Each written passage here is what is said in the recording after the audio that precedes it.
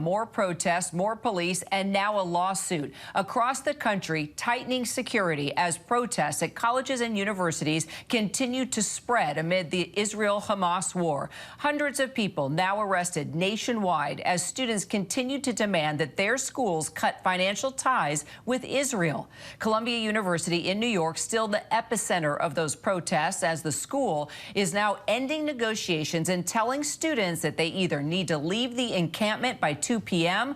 or risk suspension. Then in Southern California, violence erupting there over the weekend at UCLA when thousands of protesters broke through a barrier between pro-Palestinian and pro-Israel demonstrators.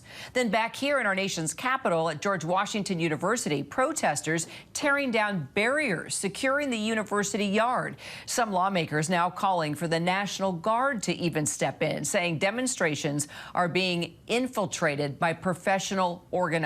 Our Alex Prochet has been covering all these protests, all the developments, and yet another protest that's happened now on the campus of Ohio State University. Alex, let's get to that in just a second. But I want to start with Columbia. Apparently now this class action lawsuit has been filed against Columbia University for apparently violating student safety protocols. What can you tell us?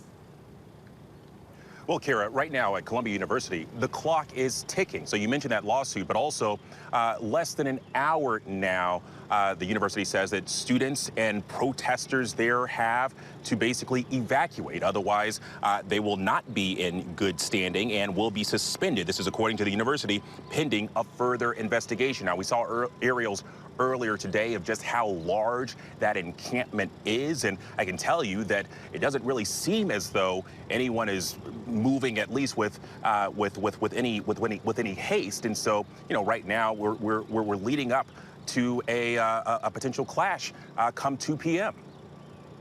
All right, and then there's, what more can you tell us about this class action lawsuit that's been filed? Apparently this just came across the wires. What do you know? I know you're just learning about it as well. Well, so I'm reading in with this as you are as well, Kira, but this echoes some of the grievances that we've heard from student body groups across the country, right? Whether it be from Columbia University to Ohio State to USC, many of these students, they're not just calling for the university to take action, or their universities to take action, the pro-Palestinian groups to take action and divest from Israel. They're also complaining about the way they've been able to protest and some of the police response that has been essentially initiated by universities across the country. Another one that happened earlier today, UGA, and we've certainly heard from student groups there that have not appreciated some of the way that these encampments, if you will, have been busted up. And so what you're seeing right now is the legal battle of that at least play out at Columbia. And what's going to be interesting is, okay, how does this trickle down and affect some of the responses that we see at other universities across the country? Okay, and I'm looking right now at the complaint, and it's talking about their Columbia University personal stories of Columbia students and the impact for calls for terrorist attacks on Jews and open support for Hamas and what it's had on their learning. The lawsuit also saying that it's focusing on Columbia's decision to allow the extremists, including non-students, on campus while making clear that Jewish students aren't safe on campus. These are all the complaints being made in this lawsuit. And finally, there's a request within this lawsuit for an immediate injunction requiring the school to follow the examples of some of its peers and ban outside agitators and students who are inciting violence from campus. So as we watch these developments there at Columbia, and now this class action lawsuit, where you are now seeing protests on the campus there. Has it been violent? Have there been arrests? What's happened?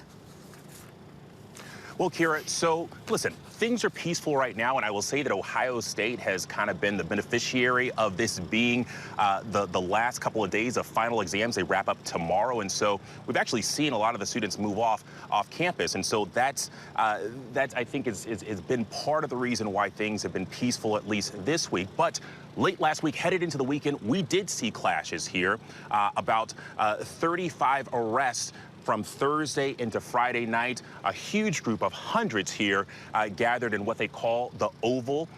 They were asked to disperse going into the night by state troopers, also campus police.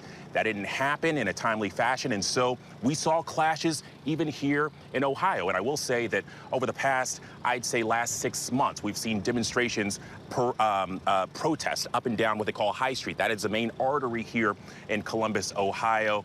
Demonstrators, both pro-Palestinian and also pro-Israeli, trying to get their voices heard.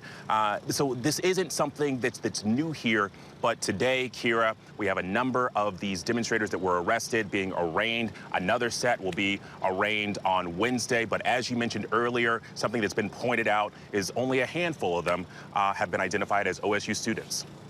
All right. Thank you so much, Alex. Appreciate it.